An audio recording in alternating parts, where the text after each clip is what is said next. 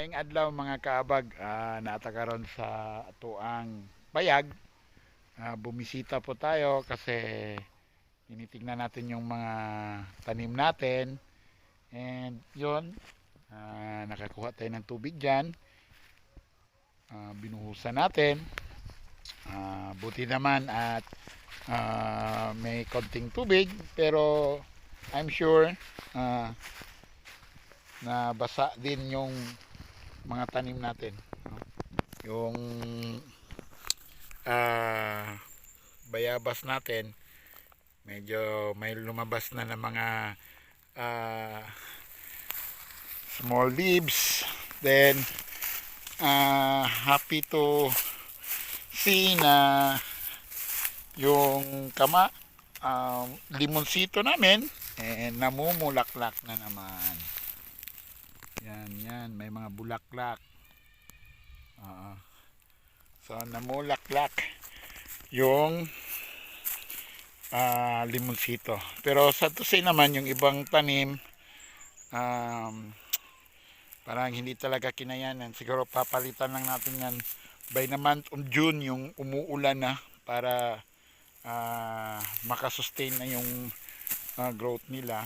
So far ang medyo hindi lang nagtubo yung mga lansones at ilang hindi nakayanan ng lansones at saka nung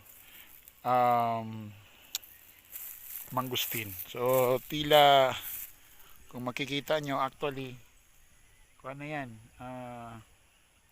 makulimlim na ang langit. Makulimlim. So doon na area nag-fogs na, papunta na, pababa na. So siguro bababa na tayo ngayon para balik na sa Malagos Camp. So hindi tayo makatulong ngayon dito. Okay. So sobrang makulimlim na. May mga tumutulo na ulan. So hopefully hindi tayo mabasa pagbaba natin. Makulimlim na hopefully, and saka sana uulan para mabasa yung lupa. So kasi may mga yung guyabano namin medyo malaki-laki na. Ito native to dito. So buti naman. Okay. So simple lang yung water system muna namin dito. Yung gutter, tapos papunta dito nilagyan ng tela para pansala lang kasi maraming mga dahon ng kawayan. And okay din naman, may parang extension sa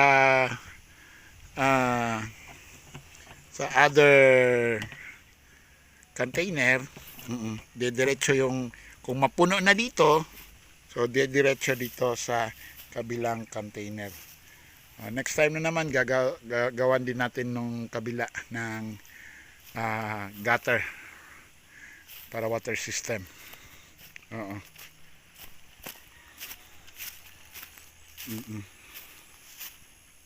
Yun, gagawan natin ng kanyan ng gutter. So soon, next month or this month, pagawaan tayo ng CR dito. CR at saka hopefully kusina kung makayanan ng budget. So malaki-laki pa ang gagastusin. Okay, so bye for now. Bababa na tayo para hindi tayo maabutan ng ulan dito. Bababa na tayo. Medyo yun, daan tayo mga minutes lang pababa papuntang Barrio proper. So makita mo yung daan. So soon, kung matutuloy, gagawan daw ng yung concrete road papuntang school. So diyan sa kabila yung daan. So maybe dito baka ma-abandon ito. So I'm sure pag magawa ng daan dyan sa kabila, so magagamit na natin tong next, ito yung daan na magiging yung parang maparkingan ng mga sasakyan na ah, bibisita soon.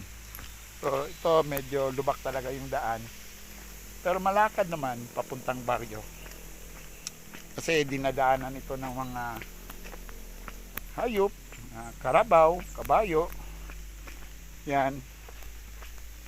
Then may mga motor din na umaakyat, so medyo nasisira talaga yung kwan. So hopefully ito didiretso na yan doon para maging daan papuntang school. So hinihintay na lang, so hopefully hindi magtatagal. Para mas makagalaw tayo pag may sementado na yung daan papuntang Pabajeros. Yeah. Yun, mga bundok doon sa kabila. Yan. So nasa, kung bababa ka, nasa 3 minutes, 3, 4, 5 minutes, ganun lang, depende. Kung paakyat ka, nasa mga more than 5 minutes, depende sa lakad mo. Malapit lang. So kung gusto mong bumili doon sa baba, depende rin yun kung hindi maputik yung daan, so mas madali mong matawid. Pero ngayon na may El Nino, yun nga ang problema, halos walang tubig. Siguro yung kulimlim or thunderstorm, mali, siguro madadala pa yun ng hangin palayo, kaya yun nga, akala mo uulan, di pala. Dito tayo ngayon sa daan, malapit ng daan papuntang yun sa barrio proper ng Sitio Unapan. So siguro nasa kung bibilisan talaga mga 3 minutes, 3-4 minutes pababa. Then ang akyat 5 to 7 minutes. Okay. So well, hanggang dito lang ang yung sementado. So ang paakyat mula sa baryo hindi pa, medyo crooked road pa rin. Okay. So dito tayo, pati yung motor. Oy! Ngayong hapon. Hapon sad. Na boleh dia. Gikan ko sa payag. Gibubuan ang mga tanom. Kumusta man to si, di ba? Pinuti ba mo? Kumusta man to si Jubilin? Jubilin at Jibani. Asa naman sir? Nagpanday ang tao sa among balay. Mao ba? Mao panday-panday. Pero unsa man naminyo na? Wala pa oy. May nakadi ka man bugoy. Masab di dai. Mayo. Ato sa kadere. Sige po. Kana atong motor dire. Okay, so biyahe na ta.